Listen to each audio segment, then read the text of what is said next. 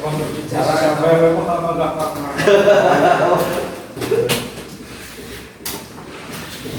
2851 Sekte Bulan Murni. Pada saat kritis ini, sebuah suara lemah tiba-tiba terdengar di telinga Chu Chen. Di timur laut, di bawah tebing, ada lorong rahasia. Sekte Bulan Murni menantimu. Itu Su Yuking. Chu Chen menoleh ke arah suara itu dan melihat sesosok figur berlumuran darah merangkak dengan susah payah di punggung gunung yang jauh. Itu adalah Su Yuking, yang seharusnya telah mati di tangan Yang Mulia Hanyu. Dia tampak telah mengerahkan sisa kekuatannya untuk mengirimkan suaranya, lalu pingsan. Tidak ada waktu untuk ragu-ragu. Chu Chen mengambil Song Yan dan bergegas menuju arah yang ditunjukkan oleh peta bintang. 7 bulan Yang Mulia Hanyu telah terbentuk, meraung dengan aura pemusnahan. Lompat. Chu Chen melihat sebuah batu yang menonjol di dasar tebing dan melompat ke bawah. 7 bulan menghantam tebing, menyebabkan seluruh gunung runtuh. Di tengah asap dan debu, indera ilahi Yang Mulia Hanyu menyapu setiap inci tanah. Tetapi dia tidak lagi dapat menemukan jejak Chu Chen dan orang lainnya. Cari, geledah seluruh tempat ini, Venerable Hanyu meraung dengan marah. Mereka pasti belum pergi jauh. Sementara itu, Chu Chen dan Song Yan berjuang untuk menyusuri celah tersembunyi di bebatuan. Lorong rahasia ini jelas buatan manusia, dengan dindingnya yang dipenuhi pola bintang yang mencerminkan sumsum bintang di dalam tubuh Chu Chen. Sekte Jingyu yang disebutkan Su Yuking itu apa? Tanya Song Yan lemah. Chu Chen menggelengkan kepalanya dan berkata, aku tidak tahu, tetapi karena dia mempertaruhkan nyawanya untuk memberitahuku, dia pasti teman, bukan musuh. Dia berhenti sejenak, lalu bertanya, tapi apa yang terjadi padamu barusan? Aku merasa tubuh roh esensi bulanmu sepertinya. Aku telah sepenuhnya terbangun, kata Song Yan pelan, tetapi karena ini, aku telah melihat kebenaran yang lebih mengerikan. Yang Mulia Hanyu mengolah tubuh roh inti bulan bukan untuk diwariskan, melainkan. Sebelum dia selesai berbicara, secercah cahaya tiba-tiba muncul di depannya.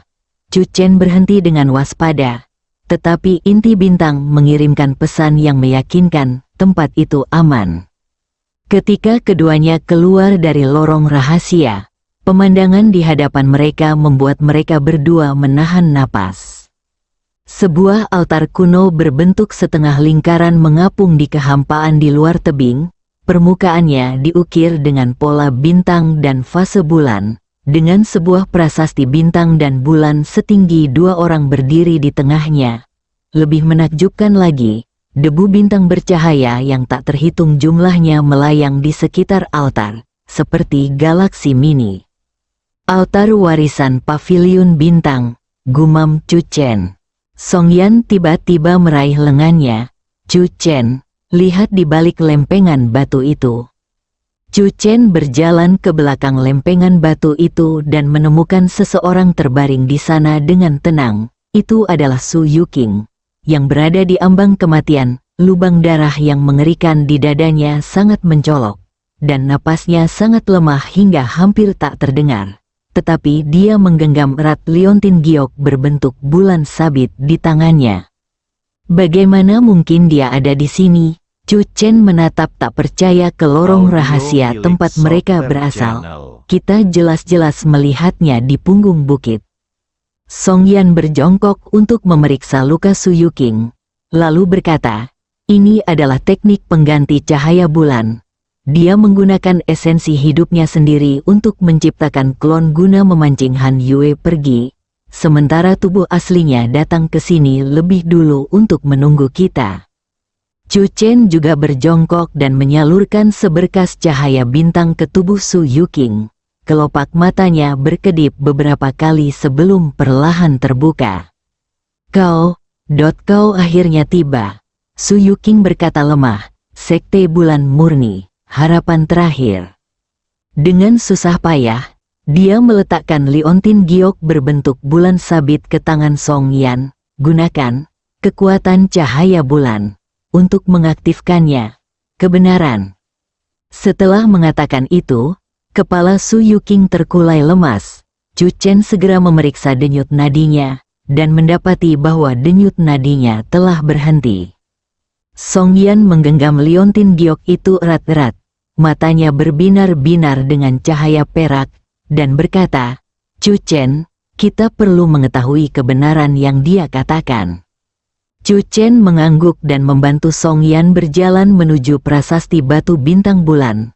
Permukaan prasasti batu itu dipenuhi dengan rune kuno, dan di tengahnya terdapat alur berbentuk bulan sabit yang sesuai dengan liontin giok yang diberikan kepadanya oleh Su Yuking.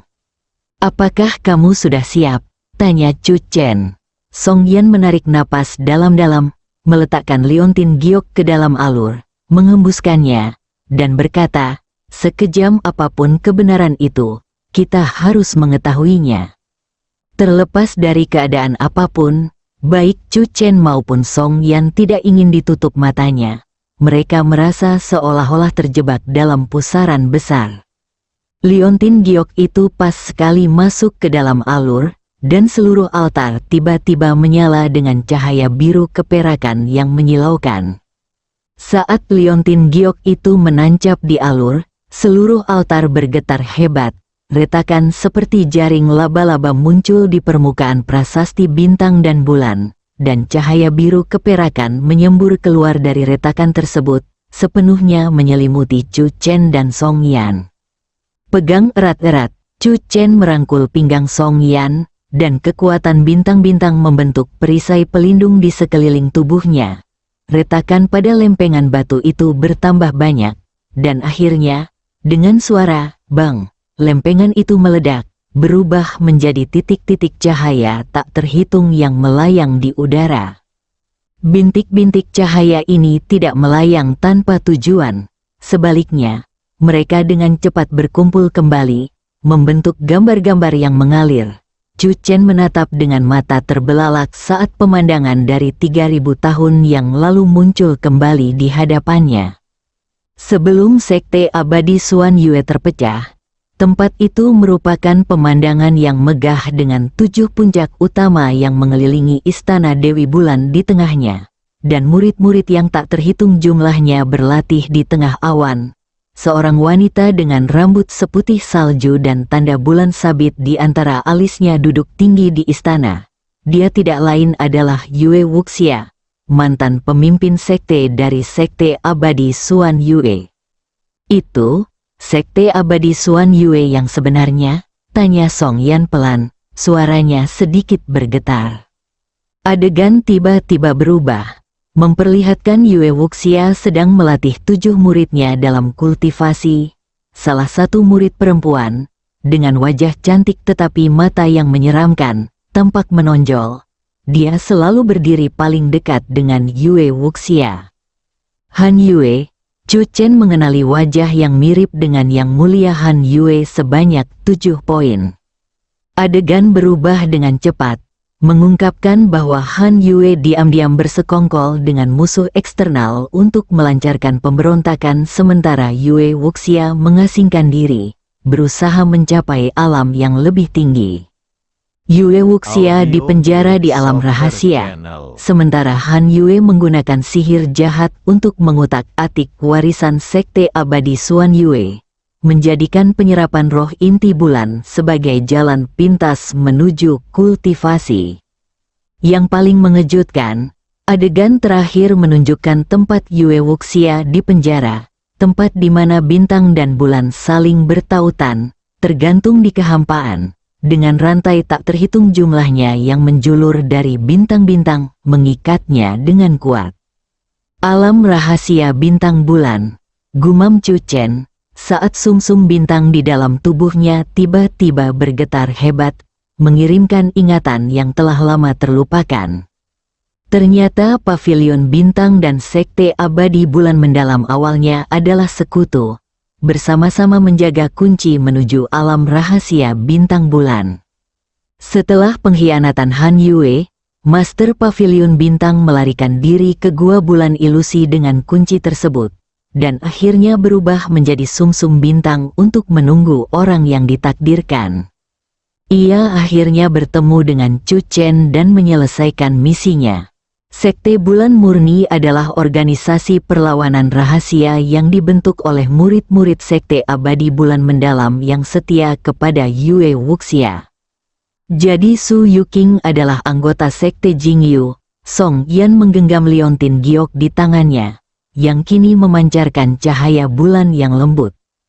Tiba-tiba, titik-titik cahaya yang melayang itu berkumpul kembali. Kali ini berubah menjadi dua aliran cahaya yang melesat masing-masing ke arah dahi Chu Chen dan Song Yan. Bab 2852 Pengorbanan Bulan Darah. Chu Chen menjerit kesakitan, merasakan sejumlah besar informasi dipaksa masuk ke dalam pikirannya. Itu adalah warisan lengkap dari Pavilion Bintang, teknik langit berbintang, jatuhnya galaksi, teknik pergeseran bintang, tak terhitung banyaknya teknik rahasia membanjiri kesadarannya seperti banjir. Song Yan, yang berdiri di sampingnya, juga dalam kondisi buruk. Ia gemetar seluruh tubuh. Rambut panjangnya bergerak tanpa arah, dan kekuatan cahaya bulan membentuk pusaran di tubuhnya. Warisan ortodoks dari Sekte Abadi Xuan Yue, seperti penjelasan sejati Taiyin, langkah bayangan bulan, dan keterampilan giok dingin, beresonansi dengan tubuh roh inti bulan di dalam dirinya. Dua warisan kuno bangkit secara bersamaan dalam diri kedua individu tersebut, menciptakan efek resonansi yang menakjubkan. 3 bintang kelahiran Chu Chen terbang keluar dari tubuhnya tanpa terkendali dan berputar mengelilingi Song Yan, sementara kekuatan cahaya bulan Song Yan berubah menjadi benang perak, berjalin dengan kekuatan bintang-bintang tersebut. Tunggu, Chu Chen menggertakkan giginya dan berkata bahwa dia bisa merasakan warisan itu mengubah tubuh dan jiwa mereka. Dan rasa sakit ini jauh lebih hebat daripada siksaan fisik. Song Yan terdiam, matanya terpejam erat, dan ekspresi wajahnya terus berubah antara kesakitan dan kesadaran yang tiba-tiba muncul. Totem perak itu menyebar di kulitnya, akhirnya membentuk tanda bulan sabit yang sempurna di antara alisnya, persis sama dengan yang ada di dahi Yue Wuxia saat itu. Tepat ketika keduanya hampir mencapai titik puncaknya, warisan itu tiba-tiba menjadi lebih lunak. Rasa sakit itu berubah menjadi rasa nyaman yang luar biasa, seolah setiap sel dalam tubuhnya bersukacita. Kultivasi Chu Chen kembali meningkat, mencapai tahap akhir alam kaisar ilahi, sementara Song Yan langsung melangkah ke tahap awal alam kaisar ilahi. Tubuh roh inti bulannya sepenuhnya terbangun. Titik-titik cahaya yang melayang itu berkumpul kembali untuk terakhir kalinya. Kali ini membentuk peta bintang lengkap yang ditandai dengan jalur menuju alam rahasia bintang bulan. Peta bintang itu perlahan turun, tercetak di punggung tangan Chu Chen dan Song Yan, membentuk pola bintang dan bulan mini.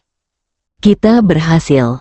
Chu Chen menghela napas lega dan menatap Song Yan, hanya untuk terkejut melihat transformasinya. Rambut panjang Song Yan tampak semakin berkilau, kulitnya secerah cahaya bulan, dan ia memancarkan aura yang memesona. Yang paling mencolok adalah tanda bulan sabit di antara alisnya, yang memancarkan kekuatan murni cahaya bulan. Chu Chen, Song Yan membuka matanya. Tatapannya berkilauan dengan cahaya perak, dan berkata dengan bersemangat, "Aku tahu bagaimana menghadapi Han Yue sekarang." Dia mengangkat tangannya, dan pola bintang dan bulan di punggung tangannya menyala. Kemudian dia berkata, "Alam rahasia bintang dan bulan adalah kunci untuk mengalahkan Han Yue dan menyelamatkan ketua sekte Yue Wuxia. Hanya di sana kita dapat memutuskan hubungan Han Yue dengan alam mendalam Taiyin." Chu Chen mengangguk, hendak mengatakan sesuatu, ketika tiba-tiba ekspresinya berubah. dia merasakan aura yang familiar namun menakutkan mendekat dengan cepat. Yang mulia Hanyu, dia telah menemukan kita, kata Chu Chen dengan suara berat. Dengan cepat memeriksa kekuatan yang telah kembali ke tubuhnya. Pewarisan baru saja selesai, dan kita belum sepenuhnya menguasai kekuatan ini. Menghadapinya sekarang. Song Yan tetap tenang dan berkata langsung, tidak, kita akan menunggunya di sini. Apa? Chu Chen menatapnya dengan tak percaya. Song Yan menunjuk ke tepi altar, lihat. Chu Chen kemudian menyadari bahwa debu bintang yang melayang di sekitar altar entah bagaimana telah membentuk susunan yang lengkap, menyelimuti seluruh altar. Lebih ajaib lagi, bayangan kecil prasasti bintang bulan muncul dari tengah altar, persis sama dengan yang telah hancur sebelumnya. Ini, susunan penjaga bulan bintang, jelas Song Yan. Susunan ini aktif secara otomatis setelah pewarisan selesai. Mencegah bulan dingin menerobos untuk waktu singkat. Kita perlu mencerna sepenuhnya pewarisan di sini. Dan kemudian, dia tidak menyelesaikan ucapannya. Tetapi Chu Chen mengerti maksudnya. Lalu dia menghadap bulan yang dingin dan menuju ke alam rahasia bintang bulan. Aura yang mulia bulan dingin semakin mendekat, dan salju cahaya bulan mulai turun di sekitar altar. Chu Chen dapat merasakan niat membunuh yang mengerikan yang terpancar darinya. Tetapi formasi penjaga bintang bulan, seperti yang dikatakan Song Yan, memang berhasil menahan semua serangan. Dasar jalang, kau pikir kau aman hanya karena bersembunyi di dalam tempurung kura-kura. Suara yang mulia Hanyu terdengar dari segala arah, dengan dingin berkata, aku ingin melihat berapa lama formasi yang rusak ini bisa bertahan. Seberkas cahaya bulan merah tua turun dari langit, menghantam barisan pelindung dengan kekuatan yang luar biasa. Seluruh altar bergetar hebat, tetapi barisan itu tetap tak bergerak. Venerable Cold Moon melancarkan beberapa serangan berturut-turut, tetapi hasilnya selalu sama. Chu Chen menghela napas lega, menoleh ke Song Yan, dan berkata, ayo kita percepat selagi masih ada kesempatan. Keduanya duduk bersila di tengah altar, memusatkan seluruh upaya mereka untuk mencerna warisan yang baru saja mereka terima. Sungsung bintang di dalam tubuh Chu Chen telah sepenuhnya menyatu dengannya, mengirimkan kepadanya informasi penting terakhir. Alam rahasia bintang bulan tidak hanya memenjarakan Yue Wuxia, tetapi juga sebuah kunci yang dapat sepenuhnya menyegel makhluk mengerikan di alam mendalam Taiyin. Alasan Han Yue membutuhkan roh inti bulan adalah untuk digunakan sebagai tumbal saat membuka alam mistik Taiyin sebagai imbalan atas bantuan orang tersebut. Begitu, kata Chu Chen sambil menyipitkan matanya, Han Yue ingin menjadikanmu sebagai korban. Song Yan mengangguk dan berkata, oleh karena itu, kita harus mencapai alam rahasia bintang bulan terlebih dahulu untuk menyelamatkan ketua sekte Yue Wuxia. Hanya dia yang tahu cara menggunakan kunci itu dengan benar. Saat keduanya sedang bertukar kata, serangan yang mulia bulan dingin tiba-tiba berhenti. Keheningan menyelimuti altar, bahkan salju cahaya bulan pun lenyap. Ketenangan yang tidak biasa ini justru meningkatkan kewaspadaan Chu Chen. Apa yang sedang dia rencanakan? Chu Chen berdiri dan melihat sekeliling dengan waspada. Ekspresi Song Yan tiba-tiba berubah drastis saat dia menyadari sesuatu. Dia berseru, oh tidak, dia sedang mempersiapkan pengorbanan bulan darah. Itu adalah teknik terlarang dari sekte abadi Xuan Yue. Menggunakan esensi darah sendiri sebagai katalis. Sebelum kata-kata itu selesai diucapkan, seluruh langit tiba-tiba menjadi gelap.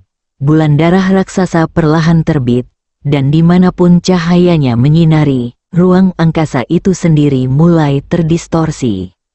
Yang lebih mengerikan lagi, rantai-rantai merah darah yang tak terhitung jumlahnya menjulur dari bulan darah, melilit susunan penjaga bintang bulan dan mulai mengikis susunan tersebut. Formasi ini akan hancur paling lama dalam 1/4 jam, kata Song Yan dengan suara berat. Kita harus bersiap. Chu Chen menarik napas dalam-dalam, dan 3 bintang kelahirannya muncul di atas kepalanya. Dia berkata, "Kalau begitu, mari kita bertarung." Song Yan meraih tangannya, mengangguk, dan berkata, "Bersama." Kekuatan mereka menyatu sekali lagi, dan pola bintang dan bulan di punggung tangan mereka bersinar terang. Chu Chen dapat merasakan bahwa kendalinya atas kekuatan bintang telah mencapai tingkat yang belum pernah terjadi sebelumnya. Sementara kekuatan cahaya bulan Song Yan menjadi lebih murni dan lebih kuat. "Ingat," kata Chu Chen dengan suara rendah, "tujuan kita adalah alam rahasia bintang bulan, jangan sampai terjebak dalam pertempuran." Song Yan mengangguk tegas, melepaskan energinya, rambut panjangnya bergoyang-goyang dalam gelombang energi. "Aku akan membuka jalan, kau akan melindungi jalan mundur kami." Cahaya bulan darah semakin terang, dan retakan mulai muncul di formasi penjaga bintang bulan. Tawa gila yang mulia bulan dingin menggema di langit dan bumi saat dia dengan bersemangat menyatakan, "Hahaha, mari kita lihat berapa lama kau bisa bersembunyi." Patah, retakan pertama muncul di bagian atas formasi, diikuti oleh retakan kedua, ketiga, bersambung.